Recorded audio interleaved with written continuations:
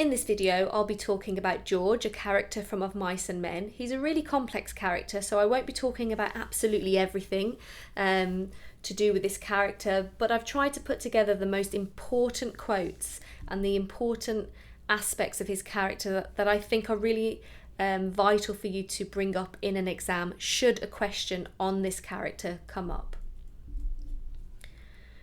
For me, ultimately, he is Lenny's protector, and even up to the very end, even though it seems like he's not protecting Lenny because he kills him, I would argue that ultimately that's what he intends to do. And there are certainly different opinions about George in reference to his relationship with Lenny, and we will look at that later.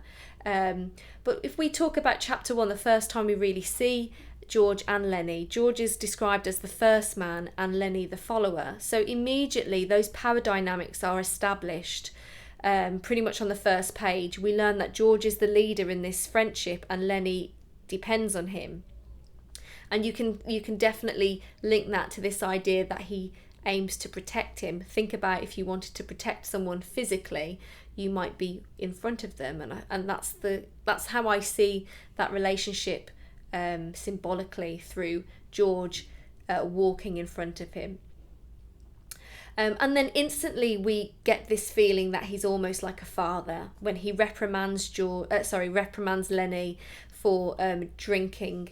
He says, "Don't drink so much, you're gonna be sick." So he scolds him like a child, and although you can clearly see that his temper is tested by Lenny, it's Lenny's interest that he actually has in mind. He doesn't want him to get sick.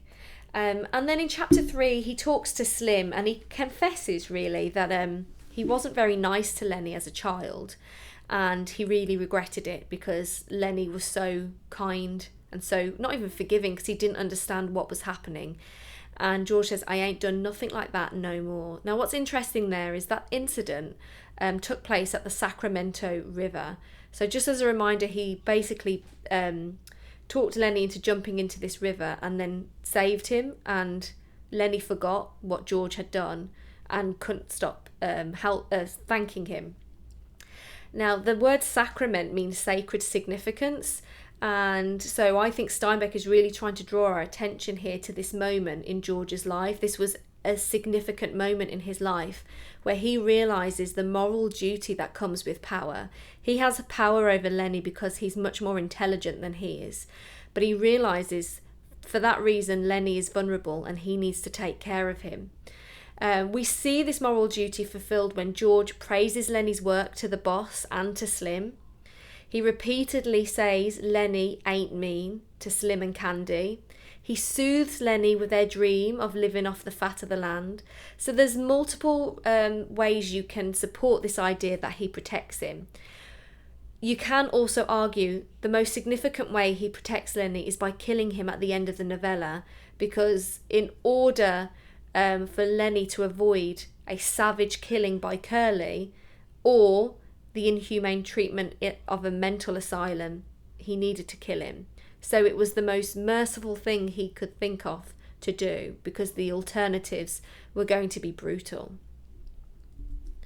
So linking that to context, you could argue that George is a symbol of human compassion, and that creates a striking contrast with the society he lives in. Remember, Steinbeck is trying to highlight how harsh the 1930s were.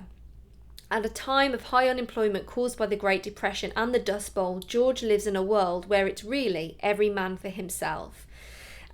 President Hoover, he was the president from 1929 to 1933, and he championed this notion of rugged individualism, basically this idea of being self-reliant and looking after oneself, because he argued that protected American liberties, but what many people argued was that actually abandoned the most vulnerable people in society. So seeing George looking out for someone who is weaker than him and doesn't need to look after him, that creates that contrast to kind of what the, if you like, the national ethos was at that time, where everyone just looked after themselves. George's power over Lenny could also mirror, and of course on a much smaller scale, the power landowners had over migrant workers. And again, this is a contrast because George learns at the Sacramento River that with power comes great responsibility. And he lives up to that responsibility because he looks after Lenny. But the landowners failed to do the same because they exploited migrant workers by giving them really poor working conditions and a terrible low wage.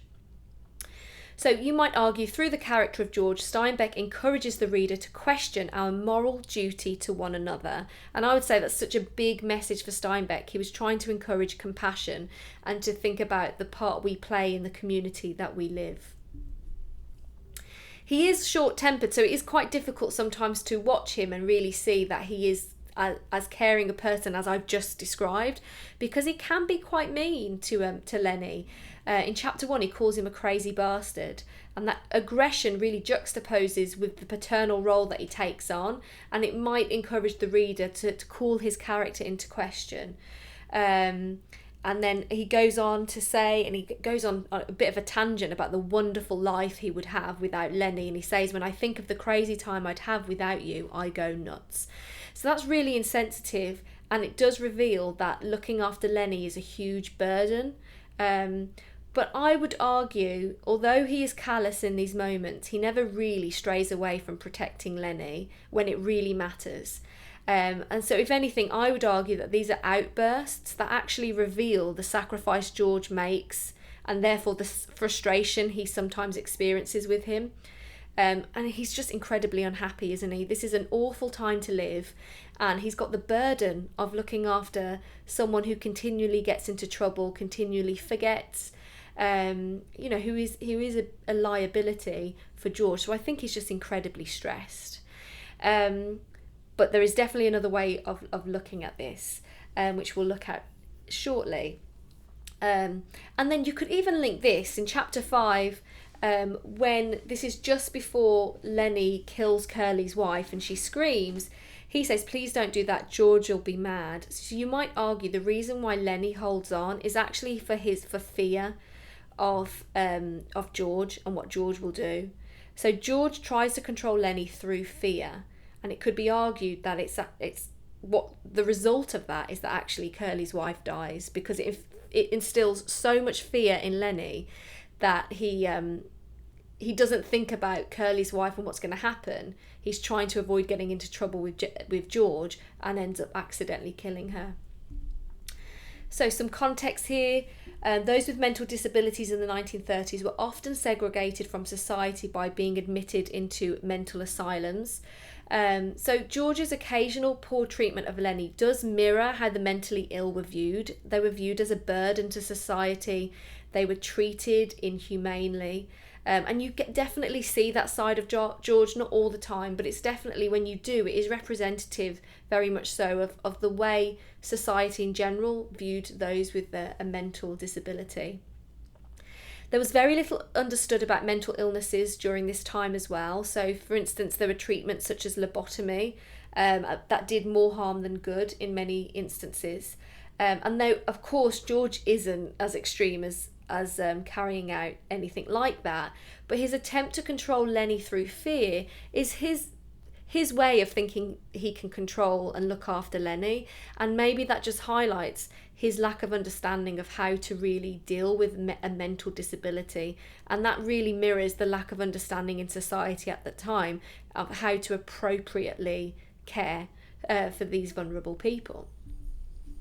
So the critical analysis here is a much more cynical reading of George's character. So with what we've just talked about, when he describes how much better his life would be, does George reveal a motive for killing Lenny in the end? So you could be quite cynical about him. And even if you don't believe that, maybe raise it as an alternative reading in your essay, because that will get you much higher marks if you can consider another way of reading it. Also, think about George and what he gets from this relationship. Does he enjoy the power he has over Lenny in a world where he has very little power over anything else? Think about in chapter 1 when he takes the mouse from Lenny. He stretches his hand out imperiously and he snaps his fingers sharply. So it's almost like what you would do to a dog to get a ball back. So, is he on a bit of a power trip? So yes, it seems like he cares for Lenny and feels responsible for him, but does he actually just enjoy the fact that he's got control over someone in a time when a migrant worker didn't feel like they had control in any other aspect of their life? It's a cynical reading, but it's definitely a logical one that you could explore. He's definitely lonely. Think about the refrain that Lenny memorises: I got you to look after me and you got me to look after you. And that reveals the interdependency of George and Lenny's relationship. And so the reader should realise that George isn't the only one that benefits from Lenny. Lenny isn't the only one who benefits from George. It's also the other way around, because he gets companionship. But you might question how valuable that companionship is. Because George is described as repeatedly playing the card game solitaire. So even though he's with Lenny, is Lenny a good enough companion? They are not on the same level mentally. So is it enough for him? And that, I would say, that card game really symbolises that deep down he is still very lonely. But you might argue that it doesn't really symbolise how he is at that moment, but it foreshadows the solitary life ahead of him, because of course he'll kill Lenny and lose his companion. That is another way to look at it. So because of the high demand for work amongst migrant workers, there was this really competitive and hostile environment that was created out of this. So rather than, you'd think maybe these hardships that these migrant workers were going through would unite them, but it didn't. It actually set them against each other in the name of self-interest. Maybe not even in the name of self-interest, but in the name of survival. And the transient lifestyle of these workers as well, because they would kind of up and leave and go to find more work elsewhere, it made it really impossible for them to have any meaningful friendships, and certainly really difficult to settle down with a family. So it's just a really lonely time anyway, and George certainly represents that. He is misogynistic. It's quite difficult to like him after the things that he says about Curly's wife. He calls her a tramp, bitch, rat trap, poison, jailbait. There are other things as well. These are from chapter 2. His instant dislike for Curly's wife is based really on very little. You've got to really pick apart what Curly's wife does. Potentially she's flirtatious, and that is it. His disgust for her sexuality is really contradictory as well, and I think this is the part that I struggle with the most, because think about the hypocrisy of it. He daydreams about being able to stay in a cat house all night. When he goes on those long rants about how much better his life would be without Lenny, he talks about basically going to a brothel and how often he could go. And we don't know this for sure, but we know in chapter 4, while Lenny is in Crook's room, we know that George is out with the other men. And so you could definitely say he's potentially visiting old Susie's place, which is the local brothel. So that's really, really contradictory behaviour here. Like being so highly judgmental about a woman who he barely knows, who's just being potentially a little flirtatious. And so let's link that to context. George has grown up in a patriarchal society where women are considered the weaker sex. Through George's unfair portrayal of Curly's wife, Steinbeck draws our attention to the impossible position of women in the 1930s. So on one hand, they were expected to be pure and domesticated, especially in the 1930s.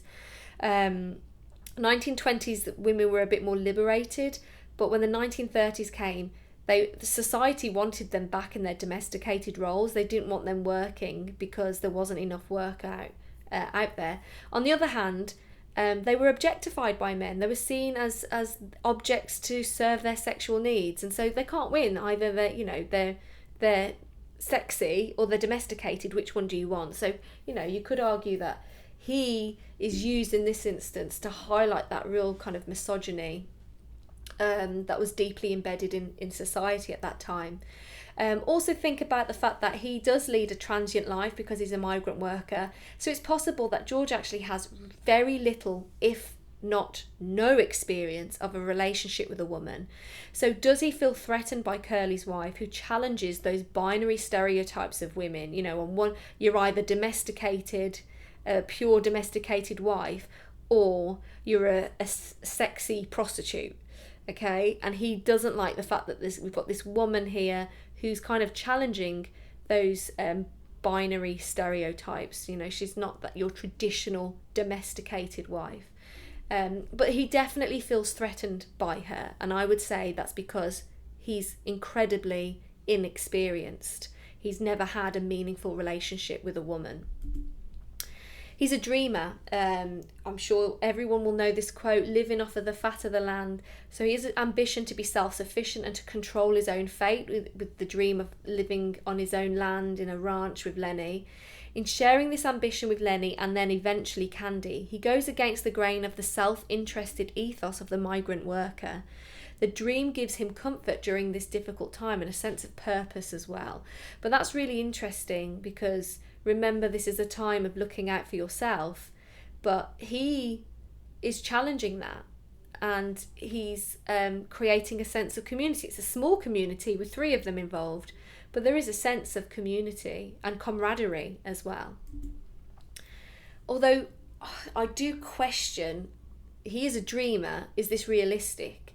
So one can't help but ask how serious George is about making this dream a reality when we learn that George and Lenny only have 10 books between them, despite making 100 in total a month. So this is when they share this dream with Candy, and Candy's asking them, how much do you have? George quickly resigns to the typical migrant life at the end of the novella by telling Candy, I'll work my month and I'll take my 50 books and I'll stay all night in some lousy cat house, and then I'll come back and work another month and I'll have 50 books more. So he's basically given up the dream and said, look, I'm just going to do what all the other men do. I'm going to earn money, I'm going to spend it on prostitutes, and then I'll go back to work the next month. And what you have to question there is, well, he's saying that now because he's basically lost Lenny, or he's about to. Was he doing anything different before? Because he only had 10 books between him and Lenny. So what was he doing with his money before? If I remember correctly, the ranch he's interested in was like $600. If George and Lenny are making 100 between them, it wouldn't have taken them too long. I mean, that dream sounds like it could happen. So I've got to question whether this dream was impossible or George just wasn't willing to make it happen. And then you can link this to the Robert Burns famous quote in his poem, which is what the title is an allusion to. And remember, that quote is, the best laid plans of mice and men often go awry. So Steinbeck is highlighting here that man is doomed just like mice. But don't just take from that they're doomed because of their poverty. They're doomed because of their exploitation. Is Steinbeck saying they're doomed because of human nature? They let themselves down. It's part of our human nature. We mess up. And I think he is a flawed character, and he makes mistakes. He's not perfect. And I think actually too many candidates write about George when he comes up in an exam like a perfect character, and you won't get high marks for that. You have to understand the complexity of this character. So remember, the dream of having a ranch is the symbol of the American dream. The failure of George and Lenny's dream highlights the unattainability of the American dream during the Great Depression, but also emphasises the necessity of it to make life bearable. So, go a bit further. I always read, this just highlights that the American dream was unrealistic. Go further. It's unrealistic not just because of what was happening in the 1930s, unrealistic because of human nature. We're not made to just work, keep to a dream and stick to a plan. We mess things up ourselves. But also, we sometimes miss out this idea that, yes, the American dream might not be realistic, but maybe it helps. It just helps to have those aspirations. It helps George and Lenny get through what is a horrible experience, really, during the 1930s. And eventually, we've got to talk about him being a moral character, and that doesn't mean he's perfect. It means that, he's used really to explore the complexity of morality. He's faced with moral dilemmas, okay? So here are 3. By taking care of Lenny, he saves him from being admitted to a mental asylum where he would receive brutal treatment. However, by integrating Lenny into ranch life, he places Curly's wife in danger. And you might argue then places Lenny in danger because he's about to be tracked down by men and be killed, and then obviously he has to kill him instead. So he doesn't help Lenny either, but he's got that moral dilemma. So what, do I just leave him in a mental asylum where he's going to be stuck in a cage and strapped to a bed for hours? He has a clear sense of justice when he orders Lenny to beat up Curly, yet this threatens their jobs. And so again, he feels like it was morally the right thing to do because Curly started fighting Lenny and it was unjust, it was uncalled for, and he deserved it. But then by allowing Lenny, or telling Lenny to beat Curly up, he doesn't help them. And then finally, if he lets Lenny live at the end, he'll face a brutal attack from Curly or be admitted to an asylum. So he just seems to be put in these impossible situations where neither decision has a positive result. And so there's just this sense of hopelessness with him. He's a man, a moral man, trying to do the right thing, but sometimes has to do bad things, like kill Lenny, to do the moral thing. And you can definitely explore those ideas. So, but I think Steinbeck makes a clear stance on George through these key quotes. I ought to have shot that dog myself. When Candy says that in chapter 3, I think Steinbeck is drawing a parallel to George's predicament and presents his action as euthanasia. So what I'm talking about there is by Candy saying, I should never have let a stranger shoot my dog, I should have done it myself. It later makes us think about George. Should he let Curly kill Lenny or should he do it himself? It'd be kinder for him to do it himself. And then when George kills Lenny, says, you had her, I swear you had her. Remember, Slim is kind of the moral authority in the novella. He's presented in this godlike image. And so if Slim supports the actions of George, it comforts the reader into thinking, that was a really difficult decision, but it was the right one. It was a moral decision. It was a bad action, but it was a moral decision. And so I think at the end as well, we've got Carlson in chapter 6. Slim and George look very unhappy because, of course, Lenny has been shot. And they walk off feeling very sad. And Carlson says, now what the hell you suppose is eating them? And that just highlights how different George is, and Slim, to the other ranchmen, okay? They can't understand why George would be upset about Lenny dying or about anyone losing their life. And that really emphasises the cruel world that they live in, and that migrant workers were so lonely, they just didn't have any compassion for each other because they didn't live in this world that encouraged that compassion. So it sets George apart from others, I think. And so the overall message, this is really up for you to explore and decide what you think is Steinbeck's overall purpose. So I've given you 2 ideas to think about. Through George, is this a commentary on the fundamentally flawed social and economic system of 1930s America? And what I mean by that, with the society that was placed, is it impossible to succeed? And is it impossible to be good or to do good? So that's kind of coming back to what we just talked about, him being a moral character. He tries to do the morally correct thing, but to do that, sometimes he has to do the bad thing, okay? Is it an exploration of human nature? Humans seek to destroy each other.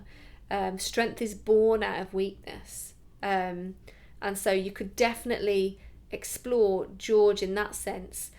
He destroys himself. He could have made that ranch work. He destroys himself by spending his money and drinking and going to cat houses.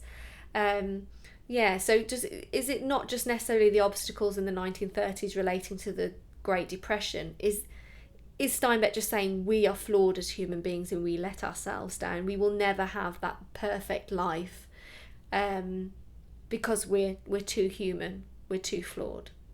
Those are some ideas. I'd love to hear or read what ideas you have. Please feel free to leave a comment below.